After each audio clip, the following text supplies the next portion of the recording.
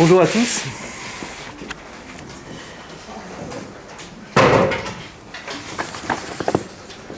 Ben alors, t'as perdu ta langue? Je me souviens enfant du trouble qui me prenait quand on me posait cette question. Si par malheur je ne répondais pas assez vite au père, à l'instit ou au prof.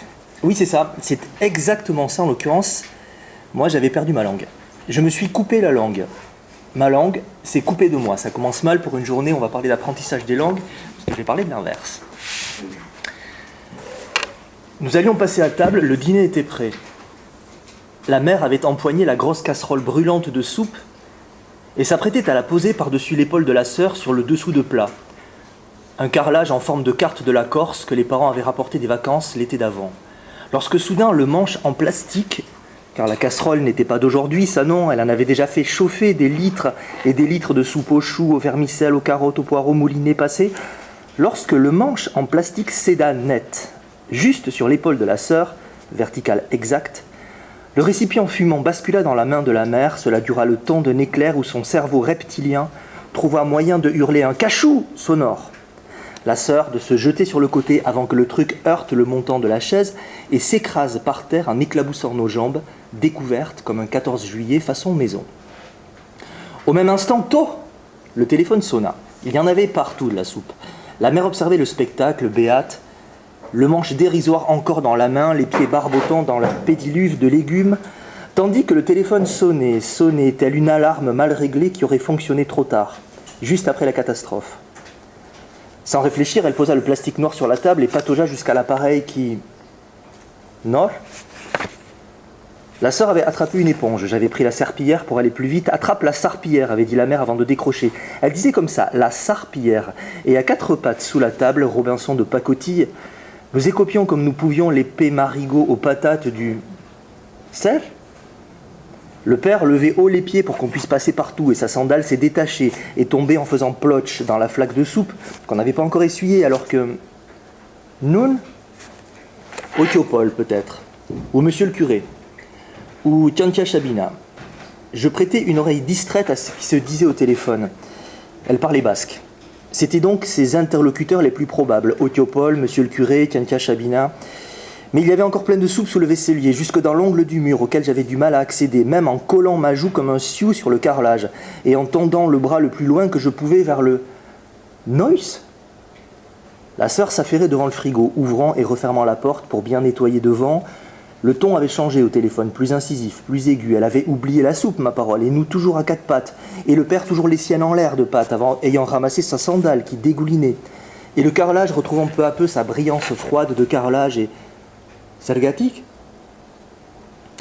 D'où nous étions, on aurait dit le premier chapitre de la méthode Assimil ou la règle des 5 W, celle qu'on apprenait dans les écoles de journalisme, sauf que j'aurais été bien en peine d'aller plus loin, d'en comprendre davantage à genoux dans la soupe de cette conversation tronquée et en basque, doublement tronquée en quelque sorte pour mes sourdes oreilles, et qu'il fallait donc reconstituer moi-même, mot après mot. On avait l'habitude. Il était question d'Amici, oui, en malaise, je crois. Elle était tombée. Hori ? Rien de grave. Quelques jours en observation à l'hôpital, elle rentrerait assez vite. Il ne fallait pas s'inquiéter. Es dubalio, mileshker, es dubalio. Elle avait dit ça avant de raccrocher. Et ce fut comme un coup de klaxon dans ma tête. Une sirène. Comme si cette sonnerie de téléphone avait éclaboussé. Et tout me revint de ce que je ne savais pas, n'avais jamais su, ne saurais plus jamais, et dont il ne me restait maintenant qu'à éponger aussi les lambeaux à quatre pattes dans ma mémoire. Comment perd-on sa langue ? Comment apprendre à exister quand la langue maternelle meurt en vous ? C'est pour essayer de répondre à ces questions que j'ai écrit ce roman qui m'a obsédé pendant plusieurs années.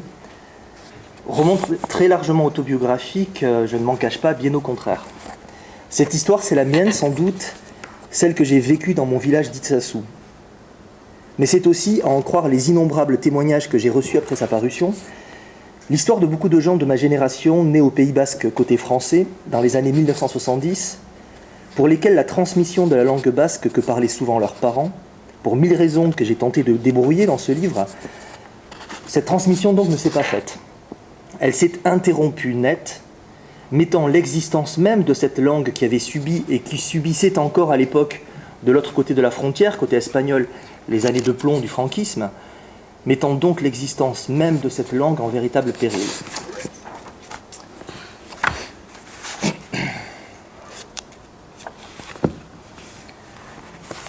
Nous, le basque, nous l'avions surtout parlé petit, chez Aitichi et Amici, en toute innocence, devant les bols de chocolat chaud avec les prénoms, au lever tout ensuqué de nos siestes. Amici et Masumushika, je lui disais bougon en me frottant les yeux, et elle me mettait un disque, elle me mettait de la musique. Le basque, c'était les premières comptines chantées l'hiver au coin du feu. Et puis, comme beaucoup d'autres, nous l'avions oublié quelque part sur les bancs de l'école primaire, dans les tables de multiplication et les lignes d'écriture aux jolis arrondis. Du fond des poches crevées de nos tabliers bleus, les mots s'étaient perdus derrière nous comme les morceaux de pain du conte. On ne savait pas encore le trésor qu'on dilapidait ainsi en frottant culottes et cervelle sous l'œil bienveillant des instits, dispensatrices obstinées du savoir républicain, si fiers de leur mission d'évangélisation des campagnes et de toute cette pédagogie progressiste et uniforme héritée des Lumières. Et comment ne pas l'être à leur place? Parler deux langues, c'était courir le risque de n'en maîtriser aucune et de tout mélanger, vocabulaire et grammaire. Quadrature du cercle, soit x cube, le volume de nos cerveaux en gestation. Y faire entrer des notions d'une langue qui plus est inutile, c'est-à-dire régionale, c'était x cube moins y cube, autant de place en moins pour l'autre langue, la vraie, celle dont nous aurions besoin toute notre vie, qui serait notre vie même, CQFD. L'enseignement était vécu comme une immense opération d'aménagement de nos intérieurs vacants, et les étagères du français trônaient naturellement au beau milieu de l'espace. Nous, sans voir plus loin que le bout de leur nez où tombaient d'austères lunettes, on se fichait éperdument du reste. L'histoire avait un sens, et on n'avait pas l'intention de rebrousser chemin. Entre deux parties de ballon prisonnier, où on essayait d'allumer les maîtresses, on avait de bonnes notes en conjugaison et en dictée, ça nous suffisait largement. Très vite, deux groupes s'étaient formés au collège, ceux qui en étaient, ceux qui n'en étaient pas. Il y avait eu assez d'inscrits, mais moi, je n'en étais pas. Ça n'était pas marqué sur mon front, non, mais ça se savait, tout le collège savait où chacun d'entre nous se situait. Les 500 élèves à droite ou à gauche, compartimentés, enrégimentés à leur insu, au-dedans ou au dehors de cette première classe bilingue. Surveillants et profs y compris, tous pris dans la même grande fourche idéologique qui nous répartissait sans dire son nom. Même le curé qui venait faire le caté, avec sa baguette sèche qui claquait sur les doigts quand on n'écoutait pas. Lui, le curé, il en était, sermonnant sévèrement ses ouailles en basque lorsqu'elles avaient le malheur d'arriver 5 minutes en retard à l'église, fustigeant de sa voix grave ceux qui ne chantaient pas ou pas assez haut, ceux qui ne priaient pas ou trop bas. Mais toujours en basque, sermon, chant, homélie, prière, même et surtout l'été, au plus fort de la saison estivale, à la fois fier de donner la messe devant une assemblée de touristes qui n'y comprenaient goutte, mais trouvaient cela folklorique et charmant, et totalement indifférent à ceux qui l'accusaient de sectarisme, de rédemption à double vitesse. Euskaraz badakizu ? C'était la question immuable qui vous était posée en guise de défi après 5 minutes de conversation. Sous le préau, les garçons vous toisaient en bombant le torse. Les filles retroussaient la lèvre en levant les sourcils. « Tu sais le basque, toi ?» Même question, répétée en français. Léger supplément de mépris dans l'intonation. « Tu sais pas le basque ? T'es pas basque si tu sais pas le basque. » La sentence tombait illico et sans appel. L'écrivain portugais Miguel Torga écrivait que l'universel, c'est le local moins les murs. Je dois donc corriger ce que je disais tout à l'heure. Je disais né au Pays Basque dans les années 1970, mais j'aurais pu aussi bien dire né quelque part, n'importe où et à n'importe quel moment. Tant il est vrai que cette question de la langue et des langues maternelles, du bilinguisme ou du multilinguisme infantile, de la concurrence de ces langues ou de leur coexistence pacifique, de l'attrition de l'une au profit de l'autre, ou au contraire de l'hégémonie de la seconde sur la première, que cette hégémonie soit familiale ou plus largement culturelle ou politique, cette question, je disais, dépasse de loin le cas basque qui me concerne et dont j'ai essayé de partir, et semble bien toucher à une forme d'universel, si j'en crois, par exemple, les témoignages que j'ai reçus de bien d'autres régions de France et des quelques ailleurs francophones, comme par exemple la Belgique ou le Québec. Non, il ne s'agissait surtout pas pour moi de faire un livre local, un livre illisible, au-delà du petit périmètre triangulaire entre Bayonne au nord, Hendaye au sud et Mauléon à l'est. Il s'agissait pour moi, à partir de l'expérience linguistique qui avait été la mienne, d'abattre les murs du local dont parle Miguel Torga pour construire l'histoire de ce personnage qui me ressemble et qui prend conscience à l'aube de la quarantaine de ce qu'il a perdu en ayant perdu sa langue, la langue de son enfance. Cette prise de conscience passe chez lui par une série d'événements successifs qui le placent dans une conjonction assez troublante. Et j'en retiendrai simplement deux ici, par exemple.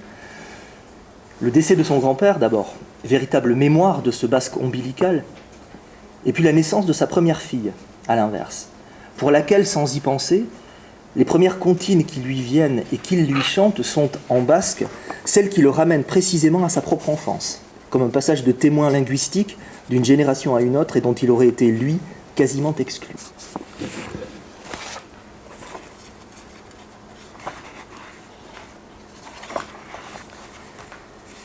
Alouette, gentille alouette, alouette, je te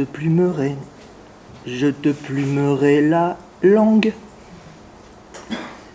Dans la ribambelle des comptines d'enfance, parmi les chansons de Benito Lerchundi, de Peyo et Tapanchoa, derrière les chants d'église en latin ou en basque, annonnés sans y comprendre rien du tout, il reste aussi cette histoire de petit homme, de facteur, de maison en carton, d'escalier en papier. On faisait cercle dans la cour de récréation et sous le préau, les jours de mauvais temps.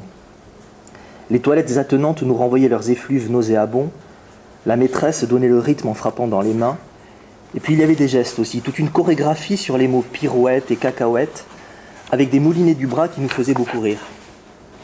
Mais c'était surtout le texte qui me sidérait, ce nez cassé, raccommodé avec du fil doré, puis qui s'envolait, qu'un avion à réaction réussissait à rattraper. Sous ces airs de fatras médiévale, cette histoire toute récente, je n'étais pas loin d'y voir les prémices de mon éblouissement ultérieur pour la poésie surréaliste. Et puis il y avait surtout Alouette. On connaît la chanson, Alouette. Je n'y avais plus pensé, moi, jusqu'à ce que je la chante pour mes propres filles. Chaque couplet désigne donc une nouvelle partie du corps et permet à l'enfant d'en apprendre le vocabulaire. C'est l'idée, en tout cas, que des cohortes de parents s'ingénient à renouveler en accompagnant les mots au sortir du bain, par exemple, d'un petit chatouillis sur la dite partie nommée. Mais ce que la chanson ne dit pas, c'est pourquoi. Pourquoi faire subir un tel sort à cet oiseau ? Qu'est-ce qui prédestinait la banale alouette à se faire plumer, génération après génération, par d'aimables têtes blondes avant que, indicible cruauté des innocents, elle ne passe à la pratique, en arrachant par exemple les ailes des mouches ou les pattes des sauterelles, coinçant une clope dans la bouche d'une grenouille. Elle va éclater, tu verras, elle va éclater ta grenouille. Sectionnant les queues des lézards, il paraît qu'elle repousse. Jetant le chat du 2e étage, puis du 3e. Ça retombe toujours sur ses pattes, un chat. Alors du 4e. Et la goutte de superglue sur les ailes des coccinelles. Et les pattes du chien du voisin recouvertes de chaussettes d'aluminium. Et les poissons rouges qu'on allait piquer dans le bocal. Et les vers de terre. Et pourquoi aller emmerder l'alouette ? Plus troublante encore. La comptine m'avait toujours laissé une drôle d'impression depuis que j'avais fait attention aux paroles. Curieux parallèle, les paroles, quand on y songeait. D'un côté, donc, les mots qui s'accumulaient, les couplets qui s'allongeaient, guili, guili, guili, membre après membre, alouette, organe après organe, guili, guili. Et de l'autre, la bestiole qui se déplumait lentement, corps concret, matière vivante égrenée, petite boule de chair piaillant du bec dans les mains jointes, et dont l'existence réelle s'effaçait lentement, plume après plume, s'évanouissait dans la substance idéale du langage, mot contre plume, dans la compensation séraphique d'un répertoire qui grossissait, alouette, mot après mot, en collant l'étiquette d'un nom sur ce qu'il venait d'arracher, sur ce qu'il venait de tuer. La rengaine enfantine m'apparut alors comme le plus tragique des comptes à rebours, avant le grand déplumage final. Si bien que je me demandais si c'était cette hécatombe-là que la littérature avait pour enjeu suprême.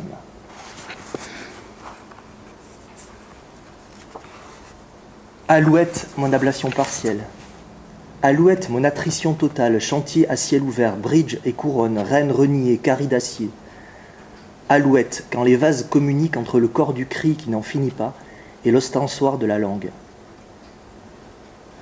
La comptine finirait presque en contre-blason foutraque.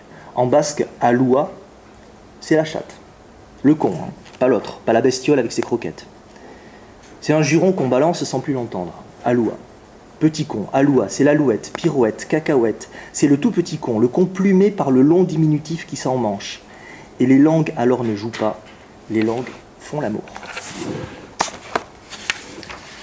Le personnage narrateur de mon roman va se livrer donc à une sorte d'enquête, une enquête autour de cette langue, et cette enquête autour de ses origines, de cette langue étrange donc, et de l'histoire de cette langue. Et cette enquête donc va prendre pour lui la forme d'une véritable anamnèse, à la fois personnelle et historique, au cours de laquelle il finit par découvrir combien cette perte l'a inconsciemment conditionnée, combien elle l'a inconsciemment construit dans son rapport au monde, dans son inscription familiale et sa propre maturation, mais aussi dans ses amitiés, ses amours, ses désirs, ses fantasmes, ses choix, ses goûts, ses engagements. Et parce que cette langue basque est aussi chargée de multiples répercussions politiques, c'est au-delà tout un pan de l'histoire récente qui lui revient comme un refoulé. De l'école républicaine des années Mitterrand, où s'ouvraient péniblement les premières classes bascophones, jusqu'à la guérilla paramilitaire des commandos de l'ETA ou d'Iparétarac du côté français, et puis de ceux du mouvement dit antiterroriste, du groupement antiterroriste de libération, le GAL de Notre, ces commandos de barbouzes espagnols qui étaient chargés d'exécuter en douce les militants les plus durs, et dont les opérations sur le sol français ont été un enchaînement tragique de fiascos successifs, guérilla qui s'est déroulée au Pays Basque et autour de lui dans une espèce d'omerta généralisée. Cette guérilla muette, sans aucun mot pour la dire donc, seule la langue la disait parfois, comme à son insu, et de façon très manichéenne, rendant compte ainsi à sa manière d'une société basque elle-même extrêmement clivée, avec des scissions muettes qui pouvaient l'air de rien déchirer les familles entre elles, comme ça a été le cas par exemple pour la mienne. Au-delà, c'est dans son rapport à la langue autre, la nouvelle langue, la langue qu'il parle de préférence avec ses parents, au contraire de celle de ses grands-parents. Cette langue de l'école, c'est dans cette langue-là que le personnage narrateur va se découvrir, langue française donc, et littérature française, qu'il va étudier, puis qu'il va enseigner à son tour. Et finalement, comble de l'abandon, ou peut-être devrais-je dire de la trahison en un sens de la langue première, qu'il va se mettre à écrire lui-même. C'est donc, si l'on veut, un livre écrit non pas pour combler le vide qu'a laissé cette langue basque en mourant en lui, mais pour sonder la profondeur de ce vide en soi, et exprimer quelque chose de cette douleur fantôme qu'elle laisse après elle. Comme on parle en médecine des douleurs que peut occasionner après amputation, le membre fantôme qui continue par l'absence de vivre encore en nous. Langue morte. C'était d'ailleurs le premier titre que j'avais suggéré pour ce roman, Langue morte. Langue contre langue. Il ne reste alors peut-être que la littérature pour témoigner entre histoire personnelle et histoire universelle de l'aventure de ce bilinguisme avorté.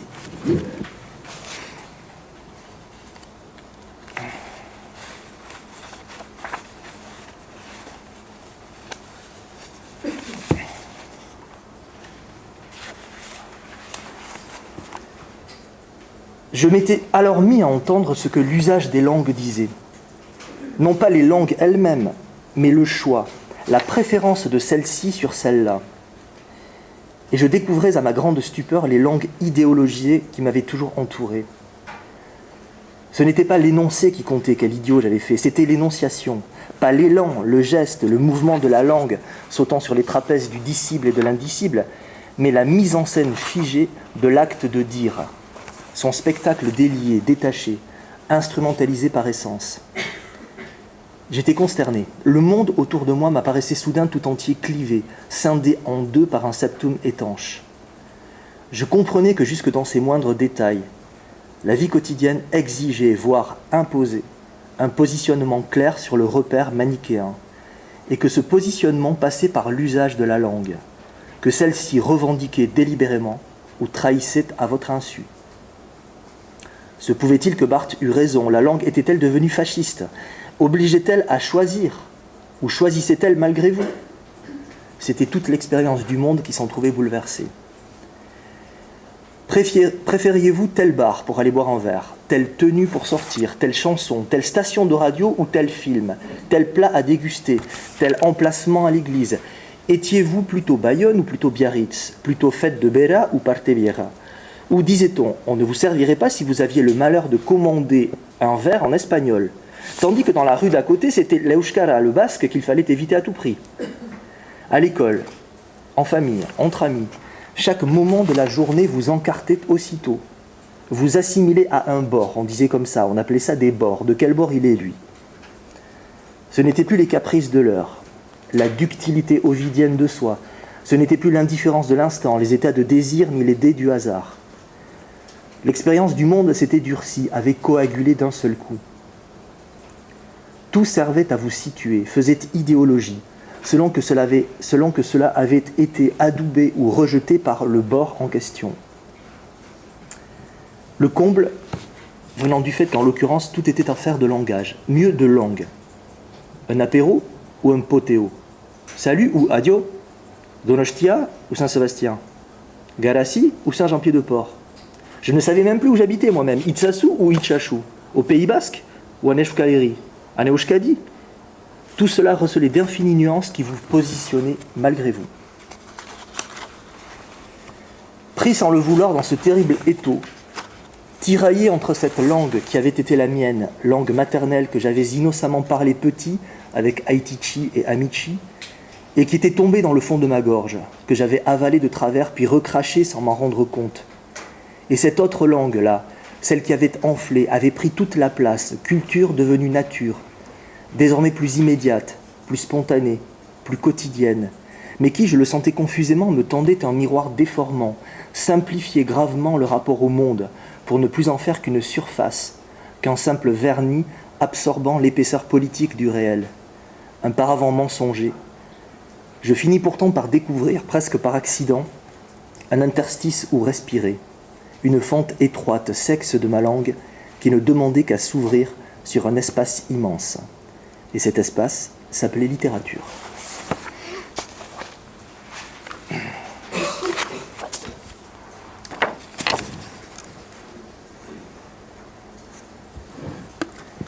De la naissance des uns, le grand-père, la fille, au deuil des autres, le grand-père, l'expérience de cette langue et les bribes qu'il en reste est à sa manière une expérience donc de la mort en soi.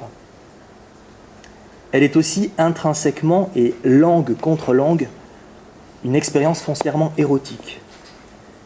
On aura compris sans doute, ne serait-ce qu'à travers le titre de mon roman, « Trois langues dans ma bouche », comment ce roman cherche bien entendu à faire jouer les polysémies. Trois langues.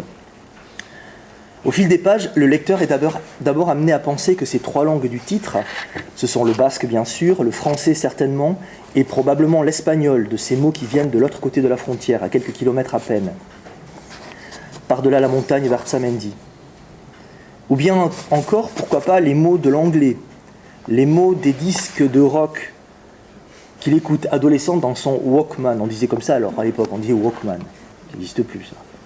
Mais si les mots se mélangent, si les mots font l'amour, comme disait André Breton, les langues aussi se mélangent. Car la langue qui travaille la mémoire travaille aussi le corps. Et elle est elle-même en retour travaillée par le corps et par le fantasme. La langue est la métaphore au sens strict, le véhicule du fantasme. Si bien que cette première acception du titre, le lecteur est bientôt amené au fil des pages à la mettre en doute. Car la langue, c'est aussi l'organe même du désir, au sens le plus anatomique du terme. C'est l'organe même, l'organe premier de la fascination érotique. Celui qui, dans la bouche, génère attraction et répulsion à la fois, pour l'adolescent narrateur qui s'éveille à la sexualité dans mon roman. On l'oublie parfois, l'homme est le seul animal qui s'embrasse avec la langue. Le seul, donc, à faire l'expérience de frotter sa langue contre celle de l'autre.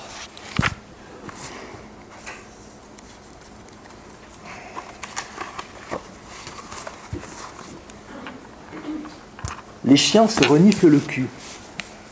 Le paon fait la roue. La chatte miaule à la mort pour que le chat la prenne. L'oiseau roucoule pour attirer l'oiselle. Le ventre de l'épinoche vire au rouge lorsque l'heure est venue.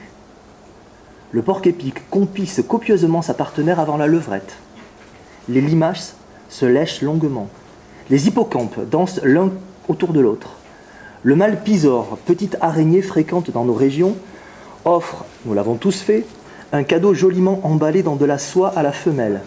Puis il la possède rapidement, pendant qu'affairée, absente, la femelle débat sa proie morte, ou même, le plus souvent, se faire baiser, elle réalise que l'emballage est vide, ou ne contient qu'un simple brin d'herbe, et qu'elle s'est ainsi doublement fait avoir par le mâle, qui lui a déjà filé à l'anglaise, répété ailleurs sa supercherie.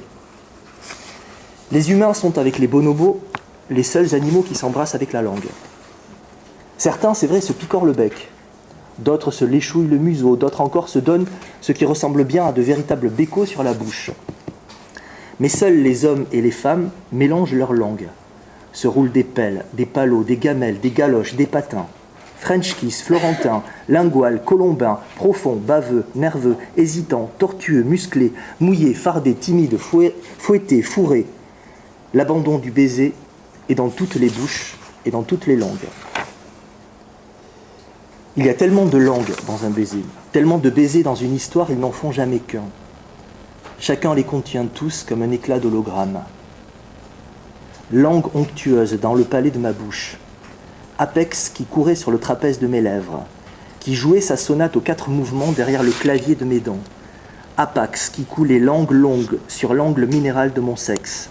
Mauvaise langue, langue de vipère, langue morte, langue étrangère. On part toujours avec sa langue entière. Elle se perd dans le dédale de toutes celles qui ne nous appartiendront pas. Langue de pute, les putes n'ont pas de langue. Seuls ceux qui s'aiment ont une langue. Alors je voudrais dire maintenant quelques mots sur cette drôle de langue, sur la langue basque, langue qu'on connaît si peu et si mal sans doute. Langue donc non latine, langue pas même indo-européenne, langue orpheline de la mère du narrateur, mais langue sans mère elle-même pour le narrateur personnage du roman. Le basque est aujourd'hui le seul isolat d'Europe, c'est-à-dire la seule langue donc, à laquelle qu'on ne peut génétiquement rattacher à aucune autre. Et de fait, si les théories se multiplient, qui le rattachent parfois à certaines langues caucasiennes, sibériennes, nippones, berbères, étrusques, etc. On a même dit que c'était la langue de l'Atlantide, c'est formidable. Aucune hypothèse n'a encore été suffisamment étayée pour emporter la conviction des scientifiques qui se sont penchés, qui continuent de se pencher sur le sujet. C'est une langue qui provient probablement d'un peuplement antérieur au peuplement celte et latin qui ont propagé leurs familles de langues respectives, peuplement installé donc de part et d'autre des Pyrénées tout au bord de l'Atlantique. On compte aujourd'hui 4 provinces basques côté espagnol, 3 qui forment la région autonome d'Euskadi, auquel il faut rajouter la Navarre, dont seule la partie nord-ouest est encore bascophone aujourd'hui. Et 3 provinces côté français, ce qui fait un ensemble donc de 7 provinces. 4 plus 3 égale 1, c'est l'un des tags qu'on voit le plus souvent quand on se promène au Pays Basque. 4 plus 3 égale 1. La trace écrite la plus ancienne qu'on connaît du basque se trouve dans les marges d'un livre de glose latine du Xe ou XIe siècle, les Glosas Emilianenses, dans lesquels on lit à 2 endroits différents du texte les mots suivants: Isioki Dugu, d'abord, ce qui signifie nous avons brûlé, et puis quelques pages plus loin on trouve Guek Ayutu es Dugu, qu'on peut traduire par quelque chose comme nous ne nous sommes pas rendus. Isioki Dugu, Guek Ayutu es Dugu, nous avons brûlé, nous ne nous sommes pas rendus. On dirait presque un cadavre exquis façon surréaliste encore. Et la réunion des 2 phrases pourtant distinctes et distantes dans les pages m'a toujours paru très belle et très poétique, très éloquente aussi, sur le sort que l'histoire a réservé à cette langue. Car si cette langue rurale est parvenue à survivre à l'hégémonie celto-latine et à traverser le Moyen-Âge, le XIXe siècle lui a porté un grave coup avec la révolution industrielle, l'urbanisation, le centralisme politique qui en empêche l'enseignement scolaire, et bientôt la répression franquiste côté espagnol. On estime qu'en un siècle à peu près, le pourcentage de la population bascophone a été divisé par 2, pour dépasser péniblement au début des années 70 les 20% environ. Ce chiffre est sensiblement remonté ces dernières années pour atteindre aujourd'hui environ 28% des bascophones actifs sur l'ensemble des 7 provinces, c'est-à-dire quelque chose comme 750 000 personnes.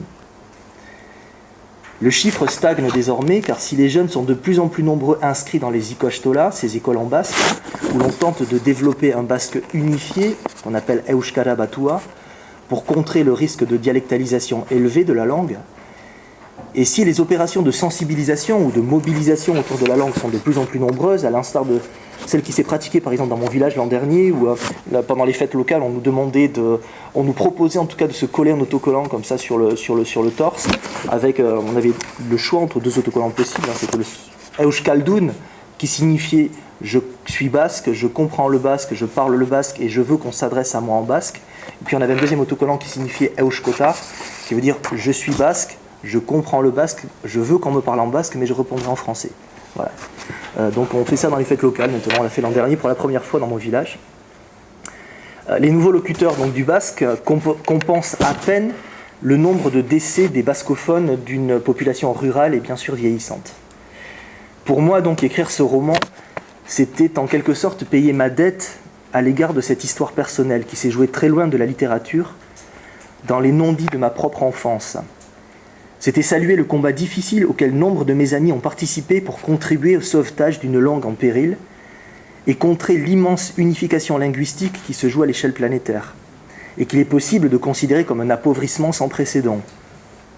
Lorsque l'on en est venu à ne plus considérer la langue que comme un simple outil, un simple moyen de communication, je voudrais presque dire de com, et d'ailleurs quand on dit de com, on ne sait plus si on dit aujourd'hui communication ou commerce, au détriment de toute la réalité sensible que la langue véhicule en chacun de nous.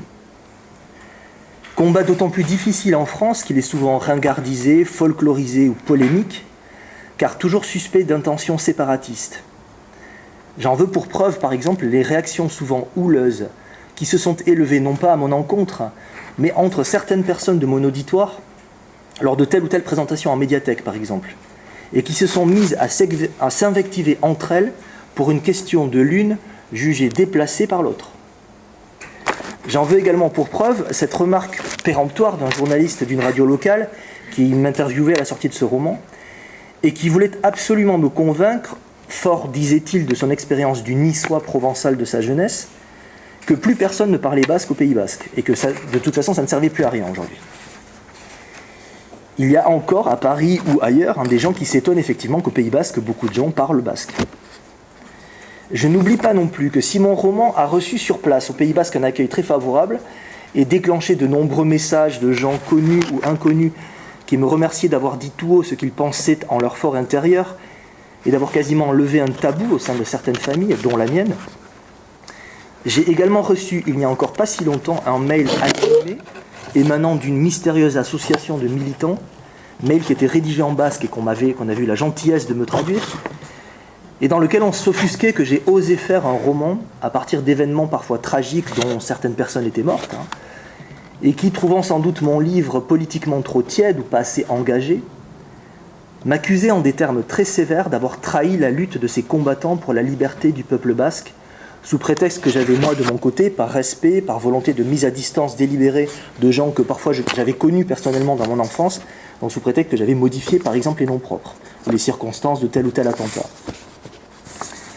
On l'a compris, je l'espère, si l'expérience du personnage principal passe par le basque et traverse des années décisives pour l'histoire de son évolution, c'est bien entendu une expérience aisément extensible à toute forme de bilinguisme ou de plurilinguisme.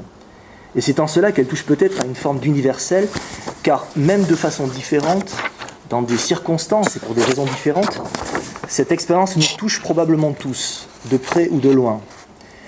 Je ne suis même pas loin de penser que toute expérience linguistique, même monolingue, si tant est qu'elle existe, est en réalité l'expérience d'une infinie pluralité de langages possibles, qui travaillent le corps même de la langue, qu'on accepte ou qu'on rejette, par acceptation ou par rejet de l'altérité qu'elle suppose et qui se joue toujours dans la langue même.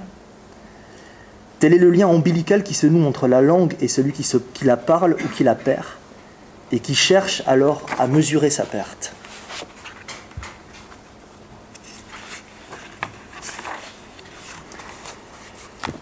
Quand j'arrivais à Paris, je découvris l'hallucinant maelstrom de langues dont je n'avais pas encore pris conscience. Coincé jusqu'alors à Bayonne, dans l'étau idéologique du basque maternel et du français des livres et de l'école, que desserrait à peine le maigre souvenir des quelques mots gascons du père et les dérobades espagnoles des jolies filles de Saint-Sébastien. Là, j'assistais médusé au jonglage naïf, spontané, des caissières du supermarché, des ouvriers sur les échafaudages, des chauffeurs de bus ou des facteurs, des serveuses interlopes ou des étudiants bigarrés, qui faisaient tourner leur langue dans leur bouche, passant sans y penser du français à l'anglais, de l'anglais à l'arabe, de l'arabe à l'italien, de l'italien à l'hébreu, que je prenais encore pour du yiddish, et inversement, de l'hébreu au chinois, au japonais, au wolof, au russe, au roumain. La map monde se dépliait devant moi, reprenait sa pleine surface, à la faveur de ces musiques nouvelles, fascinantes, capiteuses, serpents de charme exotique qui ondulaient à mes béotiennes oreilles. En fac de lettres, dans la symphonie ahurissante des mots du monde entier, je m'enfonçais toujours davantage le pieu de ma langue d'emprunt dans le ventre, fasciné par tant de densité et de profondeur que je ne lui connaissais pas, et qu'elle seule me révélait à travers mes lectures. Et je compris lentement ce que je ne savais pas, n'avais jamais su, ne saurais jamais plus. Livre après livre, séminaire après séminaire, définitivement, et sans retour possible, mon hypertrophie m'atrophiait. Enflée comme un œdème, ma langue, jusqu'à se croire seule de toute éternité, avait fini par prendre toute la place, était devenue dans le palais de ma bouche l'unique sas qui médiatiserait désormais mon rapport au monde. Elle avait gagné. Il n'y avait désormais plus qu'elle et moi. Dans le fond, il n'y avait jamais eu qu'elle et moi. Nous étions seuls et j'étais nu.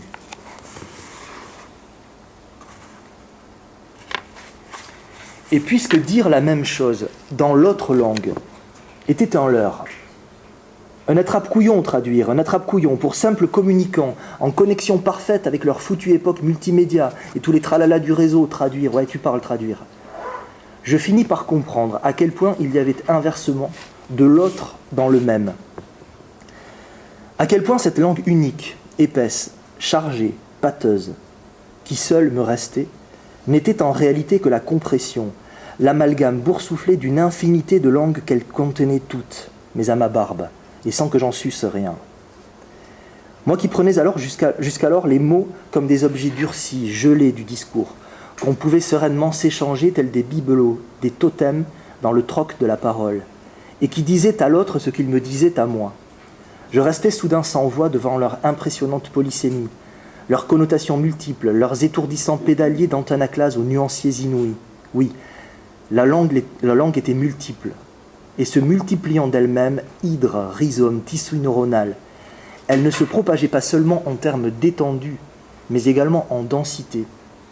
Chaque fibre tressant dans sa propre texture une infinité toujours plus grande de fibres de sens possibles, qui s'auto-engendraient, qui se nourrissaient, monstre énigmatique se dévorant lui-même, de chacune de ses actualisations, chacune de ses appropriations. C'était une infinie partouze, un potlatch sauvage et permanent fait de dons, de contre-dons, d'emprunts, de rapines, chronolectes, géolectes, sociolectes, idiolectes, chacun réinventait sans cesse les engrenages de mots qui le reliaient aux autres, et dont il acceptait ou refusait à son tour plus ou moins délibérément les rouages, ouvrant du même élan le champ de tous les malentendus possibles. Et dans cet immense système qui m'apparaissait dès lors, s'ouvrait abyssale une question effrayante. Qu'appelait-on alors culture ? Que signifiait ce mot fourre-tout ? Était-il ce qui relie, comme je l'avais bêtement cru, ou bien plutôt littérature, musique, cinéma, langue vive et langue morte, ce qui sépare au contraire ? Oui, la culture n'était-elle pas l'instrument paradoxal qui m'avait servi pour mesurer ce qui me sépare, ce qui n'est pas, ne sera plus, ce qui lui manque ? De même que la mère prétendait avec une mauvaise foi évidente ne pas comprendre l'Euskara Batua, ce basque unifié qu'on enseignait dans les écoles, et dont elle refusait l'influence espagnole qu'elle y entendait, de même il n'y avait, exemple cliché de collège, ni poche au supermarché du quartier, ni chocolatine dans la boulangerie du bas de la rue. Chaque mot est aussi la somme des malentendus dont il est l'occasion. Ainsi se construit peut-être la fiction de soi, et à travers l'écriture, à travers la littérature, considérée comme une expérience du deuil de la langue et un retour impossible de son refoulé. On s'invente dans les mots qui nous disent et qui nous parlent. On trouve sa patrie de langue et on s'y installe à demeure. Et parfois cela se passe aussi comme le Bernard l'ermite, qui va s'installer dans la coquille vide d'un mollusque. Mais on n'oublie jamais la langue première, la langue de l'enfance, la langue de l'ombilic qui continue en silence son travail en nous.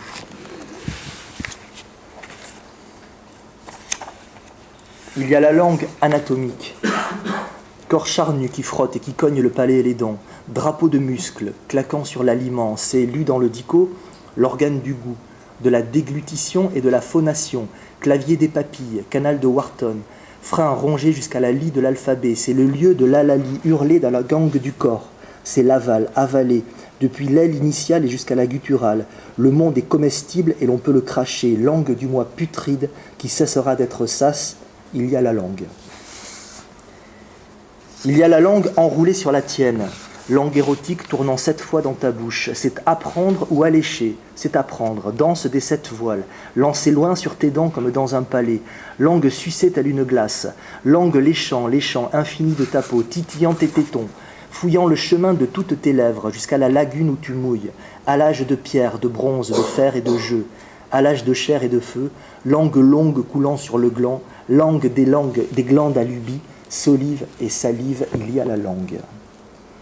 Il y a la langue que je parle, que tu parles, qu'il ou elle parle, la langue que nous parlons, que vous parlez, que dites-vous qu'il parle. Linguiste, cunilinguiste, morphèmes et phonèmes, c'est dans la langue que tout est dit, ombilicale, tentaculaire, vernaculaire, langue ancestrale ou langue nouvelle, langue vivante ou qui meurt, langue morte et qu'on apprend, syntaxe malaxée, lexique au logis, langue d'échange ou de poète, il y a la langue. Toutes celles que je ne parlais pas, ne parlerai jamais. Toutes ces lueurs sur le monde qui m'avaient à jamais échappé, ces aubes que je ne verrai pas, ces clartés impossibles, et celles surtout que je ne parlais plus, mortes dans ma bouche même et que j'avais recrachées, que j'avais données au chat pour qu'il me révèle enfin le fin mot de l'énigme. Mais elles me remontaient souvent comme un hoquet, un reflux acide, un vomissement incontrôlé, retour de bâton qui tapait sur les doigts de mon vocabulaire. Je m'en étais rendu compte en donnant le bain aux filles, ou même en les changeant, lorsque, allongées sur le dos devant moi, elles riaient aux chatouilles que je leur faisais, en chansonnettes que je leur chantais, et que tout ce qui me venait spontanément alors venait de cette autre langue, cette Atlantide perdue en moi, ce continent incontinent qui débordait de mes lèvres. J'ignorais qu'il m'en restait tant de bribes, que tant de paroles avaient gelé en moi, et qu'il avait suffi, à Alouette, d'un simple souffle de ma bouche devant mes bébés, pour réchauffer la glace et réveiller les mots, et pour l'entendre seul articuler ce que parfois je ne comprenais pas moi-même, et retrouver ainsi, de glaçon en glaçon, petit poussé rêveur, le pays de langue qu'elle avait toujours habité. Roule et lape, langue de la luette à l'apex, tout l'univers est liquide. Je vous remercie.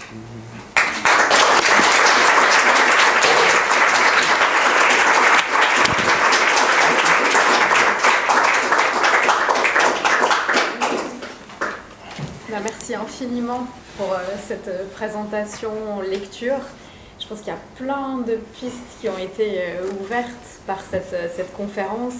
On a parlé de l'autre dans le même, de la traduction, de l'attrition, de la culture, des mots qui font l'amour, des langues qui se mélangent. Donc je pense qu'il y a plein d'idées, de questions qui doivent s'ouvrir. Donc on peut ouvrir la parole pour une quinzaine de minutes et pour avoir un échange avec vous, Frédéric Arrighi. Mais merci.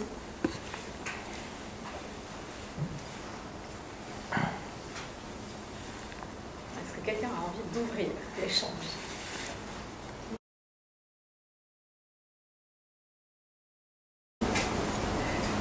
Yves. Merci pour la conférence. J'ai juste une question assez précise sur le fait que grand-mère ne pouvait pas comprendre le basque standard. C'est votre grand-mère ou c'est... Ma mère, maintenant, prétend effectivement ne pas comprendre le basque qu'on enseigne dans les écoles. Ouais. Mais cette situation ici arrive souvent avec le romanche, ici en Suisse par exemple, et avec le gaélique unifié en Irlande. Parce que j'ai aussi vécu en Irlande, où les personnes disent qu'ils ne veulent absolument pas parler ça, que c'est pas, eux ils disent que c'est la langue de Dublin, et c'est pas leur langue. Alors j'aimerais savoir pourquoi en fait, de fait elles ne comprennent pas, ou elles ne comprennent pas cette langue-là. Quel est son rapport à cette langue? Je pense qu'elles comprendraient facilement. Parce que la langue qu'on enseigne aujourd'hui dans les écoles n'est pas si différente de la langue qu'elle a elle-même parlé enfant avec ses propres parents, etc. Mais c'est vrai que de la même manière que vous dites la langue, c'est la langue de Dublin, elle dit c'est la langue des Espagnols. Donc c'est la langue qui vient de l'autre côté, parce qu'elle entend des mots qui ont du vocabulaire, par exemple, qui n'a pas les racines... je ne sais pas, en français, par exemple, côté français, on met des A partout, on basquise les mots français, et puis pour créer du vocabulaire. Un ordinateur, c'est ordinatora. Une voiture, c'est autoa. Alors que, évidemment, de l'autre côté, ils disent pas ordinatora, ils disent computadora.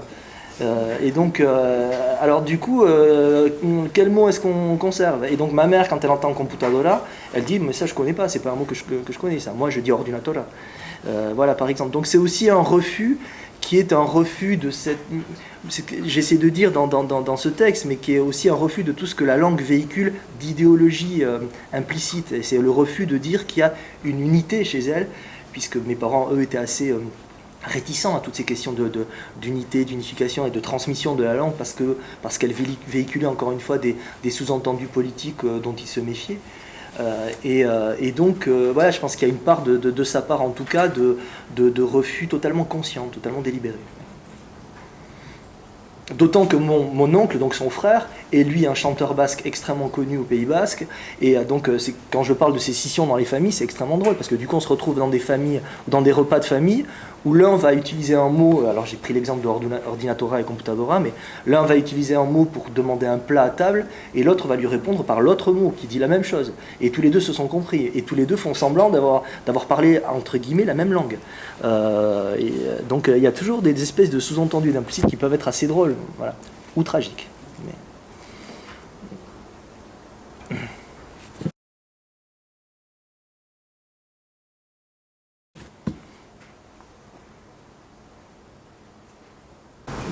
Merci. D'abord, j'étais aussi très intéressée. Je suis d'origine espagnole, donc je connais toute la problématique. Moi, je suis d'origine madrilène et c'est toujours compliqué d'aller ailleurs, en fait, bien que j'ai toujours vécu en Suisse. Mais on reconnaît quand même malgré ça l'accent madrilène. Et par exemple, quand je vais en Catalogne, j'ai plutôt intérêt à parler en français, par exemple, comme toute la question politique. Donc, si beaucoup intéressé. Sinon, d'un point de vue linguistique, je voulais savoir si avant qu'on tente de détruire le basque et qu'on le réunifie à nouveau, est-ce qu'il y avait un basque par village, par exemple? Ici, il y a quasiment un suisse allemand suivant le village d'où on vient.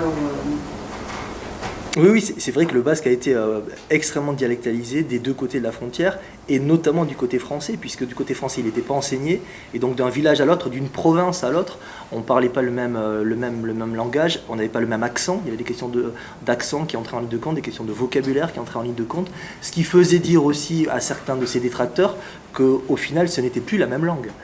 Voilà, moi on parlait de ma mère tout à l'heure pour les mots qui venaient du côté espagnol, mais moi je suis de la province du Labour, donc qui est la province la plus proche de la côte.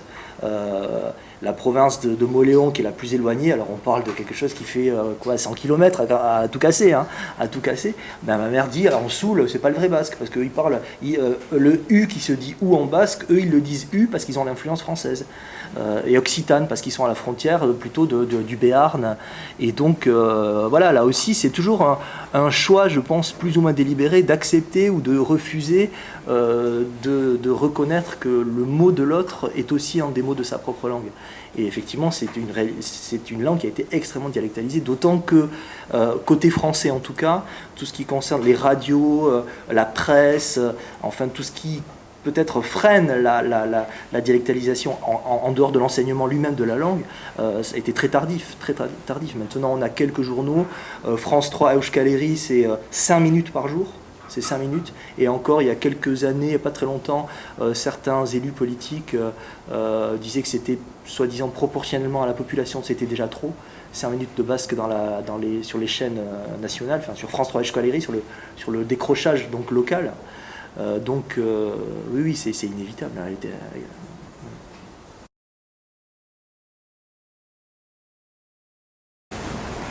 Et j'aimerais savoir, est-ce que finalement vous avez réussi à réchauffer la glace et à retrouver cette langue de l'enfance? Non, j'ai pas réussi. J'ai essayé, je vous assure que j'ai essayé. Hein. Mais non, mais je sais pas, ça doit correspondre aussi. Enfin, j'ai essayé plusieurs fois. D'ailleurs, quand j'ai essayé, c'était plutôt à Paris. Il y a une maison basque à Paris où il y a des cours, etc. Donc j'y suis allé, j'ai essayé de faire bien, mais j'y arrive plus. Enfin, c'est-à-dire que retrouver maintenant à 47 balais, me refaire la conjugaison être, avoir, machin, tout, j'y arrive plus. D'autant que voilà, c'est un peu ce que je fais dire aussi aux personnages dans le roman, quand on jongle par ailleurs avec la littérature, enfin c'est un effort dont je ne me sens pour l'instant plus capable, parce que je suis happé par d'autres textes, je suis habité maintenant par une autre littérature, par d'autres références, qui ne sont plus les références de la littérature basque, qui existent aussi, mais qui ne sont pas les miennes. Ce phénomène d'ablation là a été efficace. Radical. Non mais je comprends du coup, alors c'est étonnant parce qu'on se retrouve un peu en porte-à-faux. D'ailleurs, je pense que beaucoup d'amis que j'ai au Pays Basque m'entendraient parler aujourd'hui comme ça les ferait marrer aussi parce que pour eux, quand je suis là-bas et quand je suis au Pays Basque, on me parle spontanément en basque. Tous mes cousins, on peut se retrouver dans des repas de famille où tous mes cousins parlent basque, et on part du principe que bien entendu j'ai compris, mais moi je vais répondre en français tout le temps.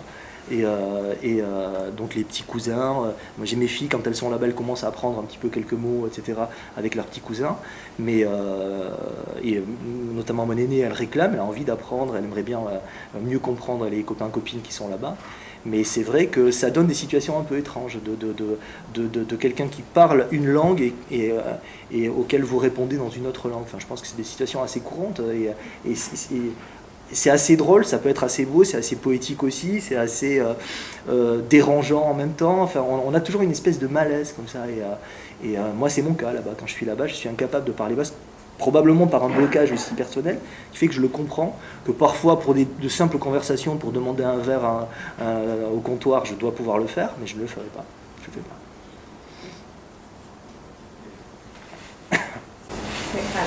Oui, j'ai une question, je ne sais pas si je vais réussir à la formuler, vous avez parlé justement d'être happé par des lectures, etc. Et je voulais un peu poser des questions sur votre double casquette d'écrivain et de littéraire, chercheur, enseignant. Et en fait, elle est double. Est-ce que vous avez trouvé dans vos lectures de littérature en français des textes qui vous ont permis de vous dire que c'était une bonne idée de traiter cette question de la langue, ou est-ce que c'est simplement une nécessité intérieure? Non, mais j'ai trouvé presque par accident des échos effectivement assez forts, mais d'une autre manière et qui ne concerne pas forcément la langue. Enfin, c'est pour ça que je pense que cette problématique autour de la langue et des langues, bilinguisme, plurilinguisme dont j'ai parlé, elle peut également être ramenée à la langue unique, qui est travaillée aussi par des mots qu'on utilise avec nos grands-parents et qu'on n'utilise plus, etc. Et je pense qu'elle travaille de la même manière le monolinguisme. Et effectivement, j'ai trouvé par exemple des échos chez Annie Ernaux quand elle parle de ce qu'il a, de ses études qui vont l'amener à comprendre ce qui la sépare de ses parents. Et encore une fois, ses études et sa culture, c'est pas quelque chose qui la relie, ou c'est le lien qui sépare. Enfin, c'est très paradoxal. Et je pense aussi, quelqu'un que j'aime beaucoup et que j'aime même bien davantage, je pense, qu'Annie Ernaux, c'est Pierre Michon. Voilà, quand on lit les Vies minuscules de Pierre Michon, toute la culture de Pierre Michon, toute la littérature de Pierre Michon, toute la langue de Pierre Michon, alors là, qui est extrêmement riche, d'une précision aussi vraiment chirurgicale, raconte la distance et le lien impossible avec la terre qu'il a quittée, avec la campagne qu'il a quittée, avec la ruralité qu'il a quittée. Et donc, ça, ce sont des textes qui m'ont beaucoup encouragé effectivement à écrire ça. Et il se trouve que chez moi, ça passe par le prisme de la langue, mais je pense que ce prisme, il est finalement relativement universel pour d'autres raisons. Et il y avait une deuxième partie de question. Oui, la deuxième partie, c'est aussi informer théoriquement dans ce que vous avez lu ou dit en entend Barthes ou Deleuze. Et la question, c'est à quel point la dimension, disons, réflexive du roman quasi autobiographique, est-ce que c'est difficile à négocier entre on a des endroits où c'est vraiment des textes de plaisir, etc. Ouais. Il y a très souvent une sorte de retour. Ouais. Est-ce que c'est un défi de mettre les deux ensemble ou ça s'est fait comme ça? Ça a été très compliqué, effectivement. La dimension narrative, la dimension plus théorique, la dimension plus réflexive, à coudre ensemble a été assez compliqué. Et finalement, j'ai pris le parti de ne pas m'en occuper. Je me suis dit, au lieu de t'embêter avec ça, fais comme ça vient. Et ensuite, j'allais beaucoup parler avec mon éditrice à l'époque. Et à tel point que l'ordre des chapitres, par exemple, a beaucoup changé. Dans le manuscrit original, donc, qui s'appelait Langue morte, et pas trop langue dans ma bouche, ce qui est aujourd'hui le dernier chapitre était quasiment le premier. et inversement, ce qui est le premier était quasiment le dernier, etc. Et donc avec elle, on a essayé de recomposer une espèce de puzzle comme ça, mais je trouve que j'aime bien, enfin moi j'aime bien la littérature, peut-être aussi parce que j'ai été nourri par la littérature surréaliste, mais les livres qui partent un peu dans tous les sens et qui proposent pas non plus un fil très cohérent, enfin une route une autoroute quoi. Voilà, moi je préfère les petits chemins de traverse que les autoroutes. Et beaucoup de livres, effectivement, et la littérature aujourd'hui, elle nous place sur des autoroutes. On a des péages réguliers comme ça, mais je trouve que voilà, la littérature, je parlais de Pierre Michon à l'instant, bon voilà, là on y est dans les chemins de traverse, les chemins vicinaux, les chemins qu'on emprunte et puis qui tombent sur une impasse, et alors il faut faire demi-tour, et puis on s'embourbe, et puis etc. Donc je préfère ça. Et j'aime bien que les textes rendent écho de ça, fassent écho de ça, donc des moments où il y a beaucoup de passages dans le texte aussi où volontairement j'ai sauté des mots. Volontairement le texte, la phrase s'arrête en suspens et je mets un point comme ça, qui est en même temps une espèce de bras d'honneur à l'obligation de la syntaxe et qui en même temps essaie de rendre compte du moment où la phrase s'embourbe elle-même. Voilà. Et donc, ce processus de couture que vous expliquez entre le travail littéraire et la réflexivité fait certainement écho à ce qu'on demande à nos étudiants aussi dans les biographies langagières, ouais. où à la fois ils racontent leurs expériences de l'appropriation des langues, les expériences identitaires, et puis en même temps on leur demande ce recul, parfois un peu pénible au début, mais linguistique, socio-linguistique, et ils doivent faire cet effort, et parfois ça donne aussi des choses, plus des petits chemins qui vont se croiser ou pas que des autoroutes. Mais je pense que le mot de couture fait vraiment écho à nos différentes pratiques étudiantes et enseignantes aussi. Est-ce qu'il y a encore des questions? Christian? J'étais un petit peu, comme vous dites, vous êtes du sud-ouest finalement. Du sud-ouest ou du nord, je sais pas. Ouais. Chez moi au Pays Basque, on dit je suis du nord du Pays Basque. Vous avez vécu combien de temps finalement dans... J'y ai vécu, j'y ai passé mon bac, je suis parti à Paris après mon bac donc vers l'âge de 17-18 ans. Parce que ce qui m'interpelle un petit peu, enfin c'est ma représentation peut être complètement fausse, mais j'entends pas du tout votre accent du sud-ouest, sauf à quelques moments où j'ai entendu, justement, vous disiez tout à l'heure, vous avez dit maintenant, quelque chose comme ça, et je me suis dit là, il est en train de rentrer dans l'affectif, et sa langue première ressort. Et est-ce que justement vous avez un rapport compliqué, complexe à votre accent du sud-ouest, si vous en avez eu un à un moment donné, ou si vous avez essayé d'écarter? Alors c'est marrant, on en parlait ce matin, mais non, cette question d'accent aussi, je pense que moi maintenant je vis à Paris et je fais des allers-retours constamment entre Paris et Bayonne, donc là j'y retourne dans 15 jours, j'y passe tous mes étés, etc. Mais et à Paris, on n'arrête pas de me dire que j'ai un accent du Pays Basque, et évidemment au Pays Basque, on n'arrête pas de me dire qu'est-ce que tu as cet accent maintenant, et j'y passe 15 jours et je rentre, idem pour ma fille, enfin voilà, les accents, ça c'est chouette, l'accent aussi, c'est la musique de la langue, et là aussi c'est très difficile de faire la part du conscient et de l'inconscient dans la manière dont elle s'harmonise avec la langue, avec les musiques qu'on entend autour. C'est une question d'harmonie musicale presque inconsciente. Moi je suis devant mes élèves. Alors, il se trouve que moi j'ai la chance d'enseigner en plus devant des élèves qui sont eux-mêmes et qui le sont bien davantage que moi, qui sont c'est une école internationale, donc les élèves parlent parfois 3, 4, 5, 6 langues, et donc ça c'est passionnant parce que moi je me retrouve avec ces problématiques là. Ils ont très souvent lu mes livres en plus, donc ce qui les intéresse évidemment, ils ont 16 ans, ce sont les pages sexuelles. Alors bon, mais monsieur, vous avez écrit ça, vous vous rendez compte? Bon, mais ça c'est notre problème. Mais sinon cette question d'accent c'est drôle parce que pour eux, par exemple, je suis devant une élève russe, elle parle français, elle a aucun accent en français, j'entends rien de russe dans sa manière de parler le français, et pourtant tout d'un coup elle bascule et elle est capable de dire 3 mots à sa voisine en bavardant, et elle parle russe toutes les deux, et ça c'est fascinant. Donc il y a aussi une manière comme en musique, je pense, de changer ou changer de, je sais pas, avec le même instrument on s'accorde, voilà, non, je pense pas que ça soit délibéré. Effectivement, il y a des mots que j'arrive pas encore à prononcer à la parisienne. Donc, cerise, je suis pas capable de dire cerise, je dis cerise, donc j'ai des restes. Mais c'est surtout le maintenant qui vous... Ah oui, maintenant c'est possible. Ouais. Quand vous dites j'arrive pas, c'est-à-dire que vous visez quand même ça d'une certaine manière? Non, ça va. Non, ne vous inquiétez pas, tout va bien. c'est pas marrant de poser cette question, parce que maintenant il va observer nos accents à nous, il va se demander si c'est un accent Voilà, vaudois, justement. un accent roman. Je C'est prends pas mes notes. stratégique cette question. Bon, on n'a encore pas pris de retard ce matin. Donc, la suite du programme, c'est ça. Enfin, d'abord une pause, comme ça vous avez le temps de discuter aussi avec Frédéric Arrivi maintenant.